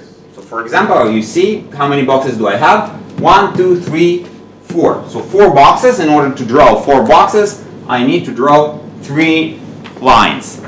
In total, I have u by h bar omega 0 balls. I have 3n minus 1 lines over there. How I count the different ways is the number of permutations of different balls and different lines. What is the total number of permutations? Those are going to be different states. What are the total number of permutations of different balls and different lines? Is 3n minus 1 plus u divided by h bar omega 0 factorial. This is the number of different permutations of lines and balls. But I don't care if this is the first line or the second line. So I don't care about the order of the different lines. So I must divide it by 3n minus 1 factorial. And I don't really care about the order of the balls, because all the particles are exactly the same for me. So I will have also here u divided by h bar omega 0 factorial. And what it is? This is the number of states which depends on the total energy u. Okay? Here basically the physics ends. In what sense? I had all my assumptions. The thing to do in micro-canonical ensemble is to compute the number of states. I described what each state is, described it by this quantity u divided by h bar omega 0. I use this notion that each degree of freedom obtains a quantum number of discrete number of h bar omega 0. I counted everything, and I've got over here. Okay? So I can write down now the entropy, which is S equals K Boltzmann log of this guy over here, 3n minus 1 plus u divided by h bar omega 0 factorial divided by 3n minus 1 factorial u divided by h bar omega 0 factorial. Okay. The next thing to do, the moment we add this formula, and it's a equation of state because this is S and this is U over here, so we have a relation between the energy of the system and the entropy of the system. The next thing to do is actually, well, we can take derivatives of S with respect to different quantities, obtain the specific heat. Specific heat is something that we can measure for a solid. Okay? We can obtain the definition of temperature, right? ds to dE is 1 over the temperature. Okay? So we can compute all different thermodynamical quantities when we start from this equation over here. Okay? So all the different assumptions about what happens, we don't care how many particles we do have inside. We can now have huge number of particles. Okay? A zillion and Avogadro number of particles. This equation still holds. So we started from microscopic description and we reached over here. Is it useful, yes or no? The answer is, well, you can compute something that you can go and measure an experiment and say if it works, then some of the physics that is rooted over here and in this assumption of your micro-canonical ensemble is good. It's good enough.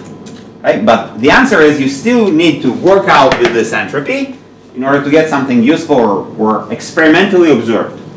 So why I said that the physics end here, because in order to do something with this guy, we have to take very lengthy derivatives and we have to change those factorials in something that we actually can work with.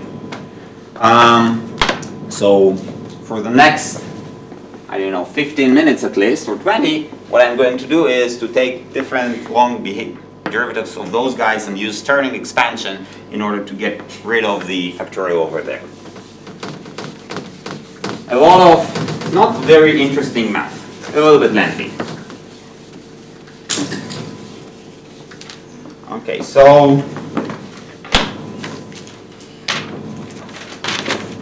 what is the general prescription when you do stuff like this?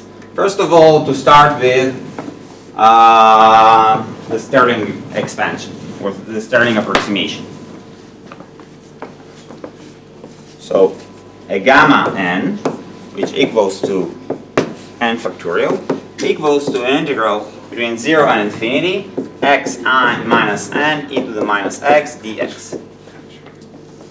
Right? What? This equal to n minus 1 fractal. N minus 1, yes. Thank you. Indeed. Otherwise it's not defined very well. Okay, what Mr. Stirling did, he actually took this integral, applied the Laplace form of integration and obtained the or a stable phase integration, and he applied and obtained the following result, that log of n factorial equals to n log n minus n plus 1/2 of log n. We will only use this guy over here. This is most important. We forget about everything else. Surprisingly, this approximation, when we usually think, well, it's only for large n. This approximation starts to work very well for n above 1.5, around 2. It's already really, really good. Okay, so you do not need large n in order to make this substitution. Also for small enough and moderate n, it works great.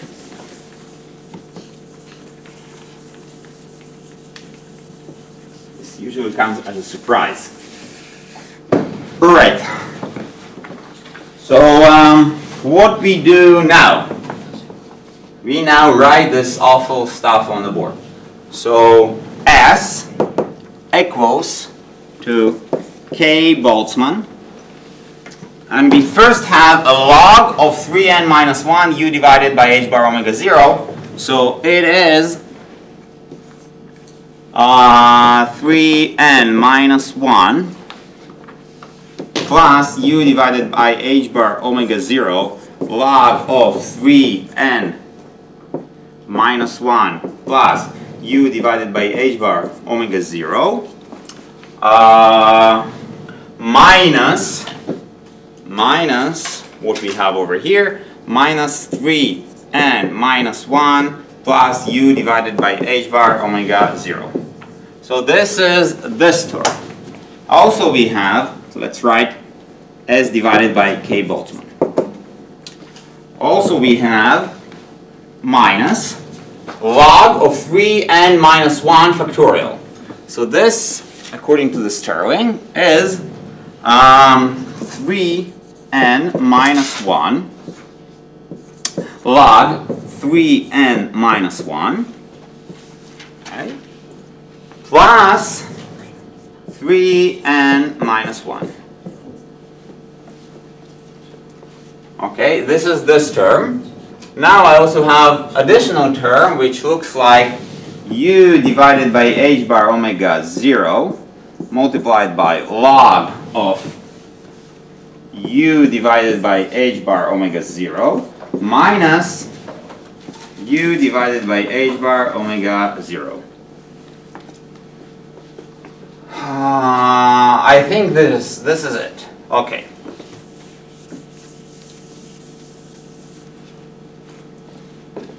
Now I want to take this guy and to write it in two different forms.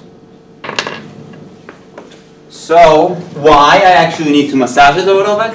Because look, we have here 3n minus 1 plus u divided h bar log of something. And it looks similar to 3n minus 1 multiplied by log of 3n minus 1 and u divided by h bar divided by omega 0 multiplied by log of h bar omega 0. So if I can separate this multiplication over here into two different multiplications, I might get rid of a lot of terms. In the meantime, I also seeing that here I have minus 3n minus 1 and here I have plus 3n minus 1. So this guy and this guy disappears. The same goes to u divided by h bar omega 0. I have a minus and I have a plus over here. Okay, so the same goes for u divided by h bar omega 0. This guy and this guy also disappears. So eventually I only left with this multiplied by log, this multiplied by log, and this multiplied by log. Okay, so let's look what 3n minus 1 multiplied by log of 3n minus 1 plus u divided by h bar omega 0, we can write it down as 3n minus 1.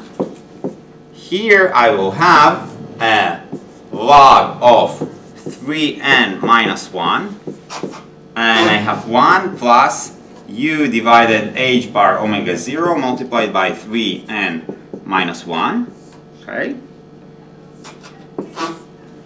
And it equals to 3n minus 1 multiplied by log of 3n minus 1 plus 3n minus 1 multiplied by log of 1 plus u divided by h bar omega 0. And I have here 3n minus 1. Okay. So this is just this multiplied by the log, and you see that I have this term and this term. So I erase it also. This guy disappears. Okay.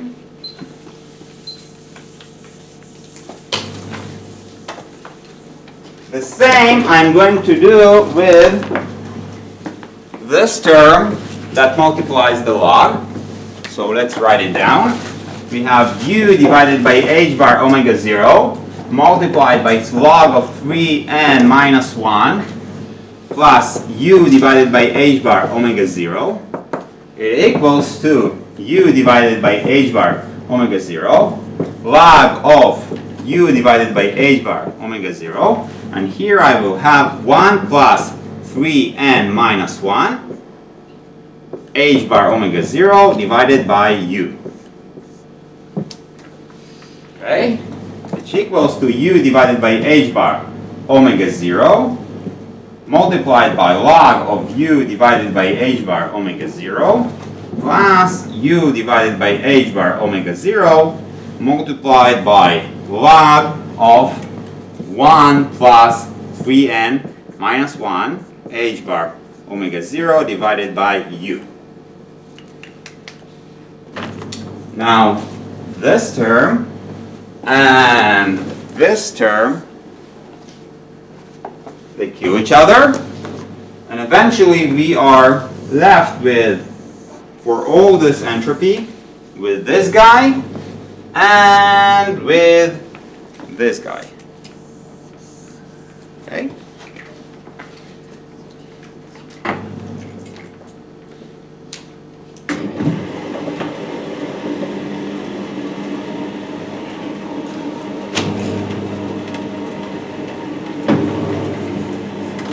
So how I'm usually obtaining, let's write it down. We can write down that S equals to U K Boltzmann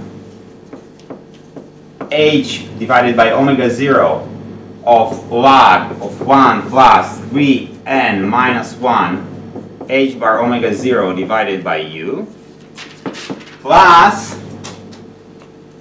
3n minus 1 k Boltzmann log of 1 plus u divided by h bar omega 0 3n minus 1.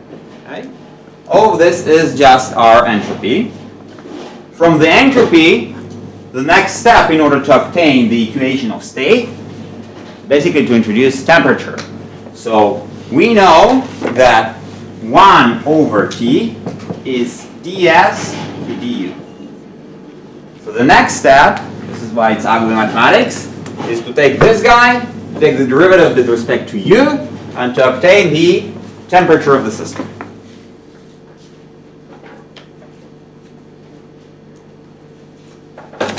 Okay. So let's try and do this.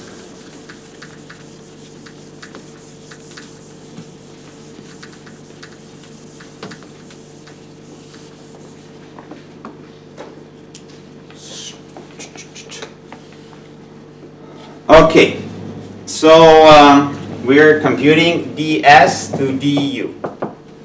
So ds to du, we take the derivative of this term, which is simply k Boltzmann divided by h bar omega 0 multiplied by 1 divided by 1 plus 3n minus 1 h bar omega 0 divided by u.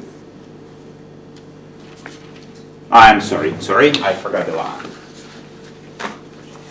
It's just jumping too far. So it's log of 1 plus 3n minus 1 h bar omega 0 divided by u plus u k Boltzmann divided by h bar omega 0. And now we have 1 over 1 plus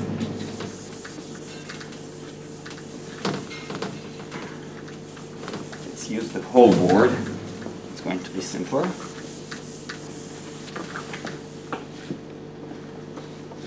Plus u k Boltzmann h bar omega 0 1 over 1 plus 3n minus 1 h bar omega 0 divided by u. Okay? And we take the inner derivative. What is the inner derivative?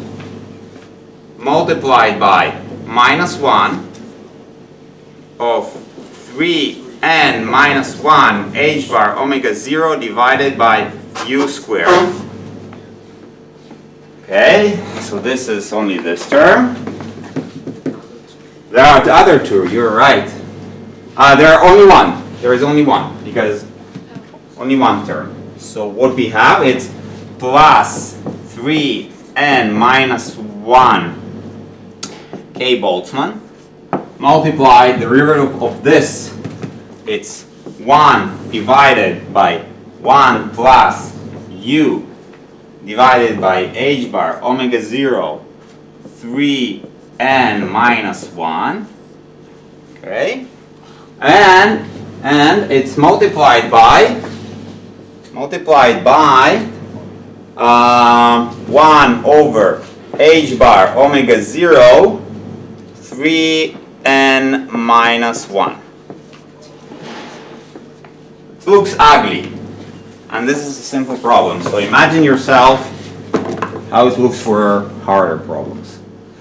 Okay, what can we do with this stuff over here?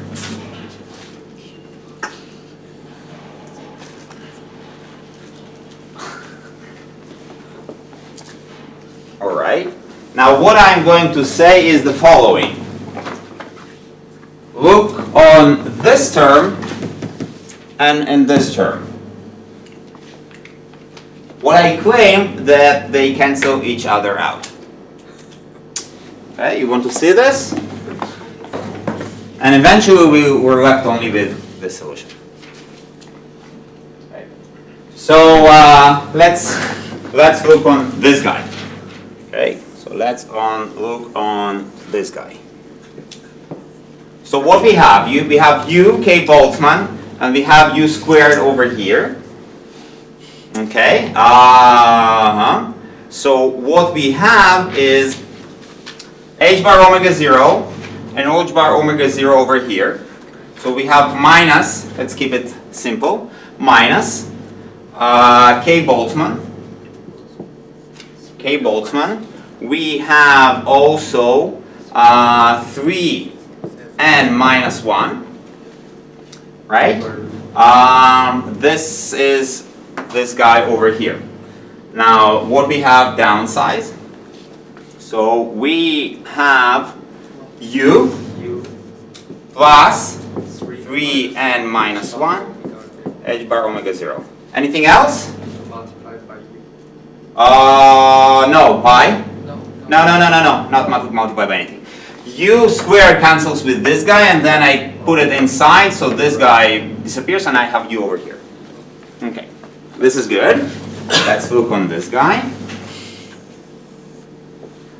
Alright. So I have k Boltzmann, 3n minus 1. This is this term, this term. What I have over here is 1 divided by h bar omega 0 3n minus 1 plus u. So those two terms disappear. This one dies. This one dies. And I'm left with 1 over t equals only to this simple equation. Okay.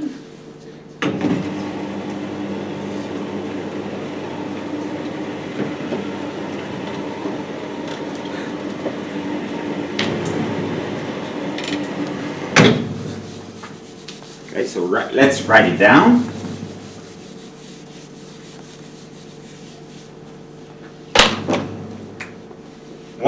Over t equals to k Boltzmann h bar omega 0 multiplied by log of 1 plus 3n minus 1 h bar omega 0 divided by u.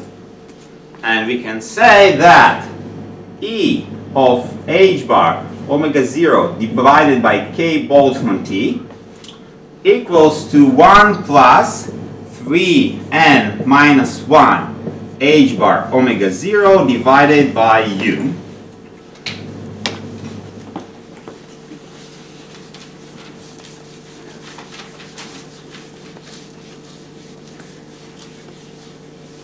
Okay. And we are getting that U equals to 3n minus 1. 3n minus 1 h bar omega 0 multiplied by e to the power of h bar 0 k Boltzmann t minus 1. This is our energy. So we have an equation of state that connects the size of the system, or the total number of particles of the system, to the temperature of the system, okay, and the energy of the system. And we started from microscopical model. This was a very simple model, but you see the way over here was not so simple. Okay? And we managed to obtain the energy. Okay? First of all, look on the energy. It's reasonable what it says. 3n minus 1 multiplied by h bar omega 0. It's almost the maximal energy that the system can have. Okay? Or all the different guys have one specific h bar omega 0, and it multiplied by some prefactor. Why this prefactor? It's not trivial for us. This is what we obtain from the model. We will see that it will generally appear. This h bar divided by e to the sum of k Boltzmann t and stuff like that will generally appear in our equations. But for us, the energy of the system is described by this formula. This is a prefactor, and this is simply energy. The next step that we don't really have time to do is to compare it to experiments. So, okay, we work hard, we obtain some formulas. Are they reasonable? Yes or no? So what people do know about solids, they can study the heat capacity. Okay, so the heat capacity is du dt. So you still need to write CV du to dt. This is something that one can go and measure. Okay? And if one plot CV divided by the volume or by the number of particles, 3n minus 1,